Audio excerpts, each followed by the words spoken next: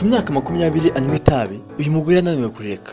Yatandukanye n'umugabo we ndetse no ku kazi bimunanira kwihangana. Igitondo kimwe yafashe umwanzuro wo gufata ikarita akandikaho ngo sinzongera kunywa itabi. Yohereje inshuti ze zose. Maze buri gihe uko yafataga itabi agiye kuyinywa byatumaga ahita yibuka inshuti ze, ababyeyi, pasiteri n'abandi yari yaremereye kureka itabi. Maze kubera ubwoba bw'uko bamubona arinywa agahita arireka. Uko iminsi yagiye ishira yaje kureka itabi burundu, kandi nta baganga batari baragize. Yariretse kubera ko yari yihagazeho ngo atazavuga akabeshya. Iyi ni Nepo Limited, urubuga rukugeza video ukeneye z'umwihariko mu gihe uzikeneye mu buryo bw'umwihariko. Ibyemezo ku kigereranyo cya 35% bifatwa n'abantu bakuze ku munsi biterwa n'impamvu ziba zitateganijwe kandi zifite imbaraga kurusha izindi.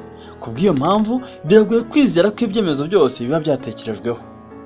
Iyo turamutse twemera umuntu ko hari ikintu dushoboye gukora, biba ngombwa ko yabidusabye tubikora twihuse nta mpaka nubwo byaba bitugoye.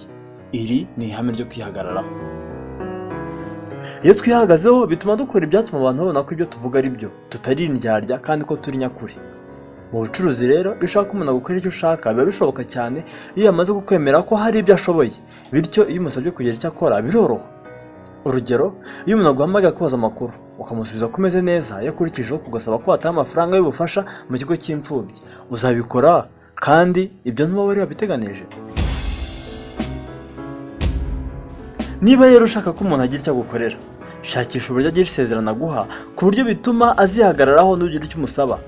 Niyo icyo uzamusaba cyaba ari kinini ku byo yemeye, gusa bijyana hamwe. Azagerageza kukwereka ko ari umunyakuri maze aguhe ibyo wari ukeneye. Umuhanga mu by'ubuvuzi bwo mu mutwe Thomas Moriarty yagerageje iyi tekinike mu mujyi wa New York ku mazi abantu bagera cyangwa kuri pisine. Yasabaga umuntu kwitwaza radiyo agiye koga, maze akaza kubanza kumva indirimbo yegeranye n'umuntu bataziranye aho ngaho ku mucanga. Maze nyuma y'igihe gito uwo muntu yagombaga kujya koga, maze wa mushakashatsi agatuma undi muntu akiba ya radiyo akiruka cyane nk'aho yibye. Abantu bane muri 20 bakora ubushakashatsi nibo bonyine bageragezaga gukurikirana uyu mujura. Nyuma yaho bagiye ahandi hantu bogera, maze wa muntu akazana radiyo akabanza akumva, yajya koga agasaba wa muntu wegeranye ati ese waje kuncungira ino radiyo.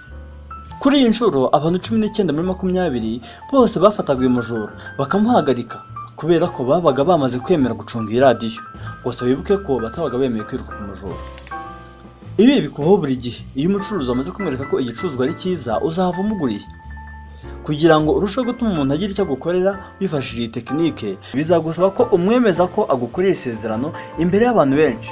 Ibi bizongera imbaraga yo kwihagararaho, bityo azasoza amasezerano nta mananiza.